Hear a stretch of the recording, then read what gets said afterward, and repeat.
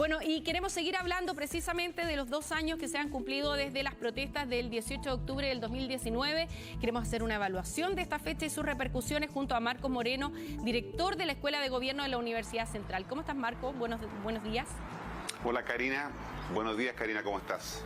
Bien, Marco, estábamos revisando una serie de comentarios. La verdad es que cada persona tiene su evaluación respecto de lo que pasó en esa fecha y las repercusiones hasta ahora. Pero ¿hubo un cambio real en Chile a partir de esa fecha? ¿Se puede hablar de una fecha histórica sin duda?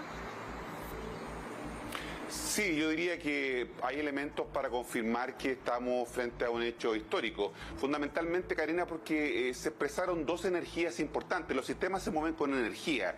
Y una energía importante que se instaló a partir del 18 de octubre del 2019 ha sido la impugnación a la élite, ¿no es cierto? A quienes nos gobiernan, a quienes están a cargo de la economía, a quienes están a cargo, ¿no es cierto?, de los temas que preocupan a la sociedad. Una fuerte impugnación a esa élite se ha instalado con fuerza, ¿no es cierto?, y por eso que estamos hablando de un recambio de la élite en general. Y en segundo, una segunda energía tiene que ver con la energía destituyente, es decir, no solamente hay un cuestionamiento de la élite, sino que también se plantea el cambio de esta élite, de quienes nos gobiernan, de quienes están a cargo de la economía, de los negocios. Entonces, por un lado, la pulsión, estos dos tipos de pulsiones de alguna manera van generando cambios. Por supuesto que, como te decía en un comentario recién que tú leías, no son inmediatos, ¿no es cierto?, sino que las transformaciones en una sociedad son lentas, ¿no? Requieren de tiempo. Pensemos en que el proceso constituyente va a tomar un año, ¿no? Vamos a tener probablemente en un año más una nueva constitución si es que se aprueba en el plebiscito de salida,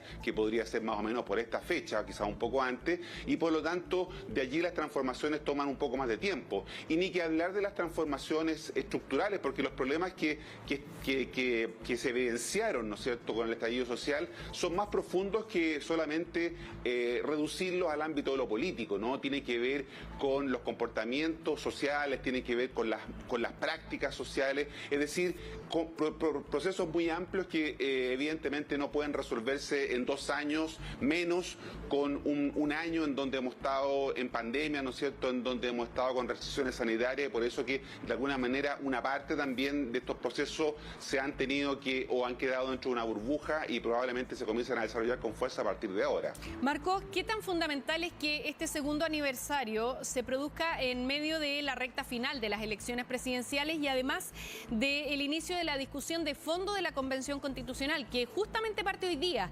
Entonces, ¿qué importancia tienen estos dos hitos para este segundo aniversario?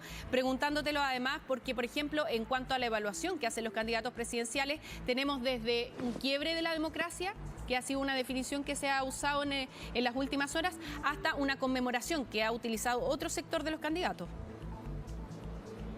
Bueno, estos dos hechos que tú señalas son dos hitos bien importantes porque de alguna manera van a concretar buena parte de esos procesos de cambio político que se demandaron con el estallido social. Como te decía, una renovación de las élites, ¿no es cierto? Estamos viendo que los candidatos que compiten hoy día, tanto a la presidencia de la República como al Parlamento, son actores distintos, muchos de ellos no son los tradicionales de la política, y lo mismo ocurre, ¿no es cierto?, con los candidatos que están postulando al Parlamento. Por lo tanto, sí estamos viendo efectos de ese estallido social en la renovación, porque como te decía antes, ¿no es cierto?, hay un clima de impugnación en la institución.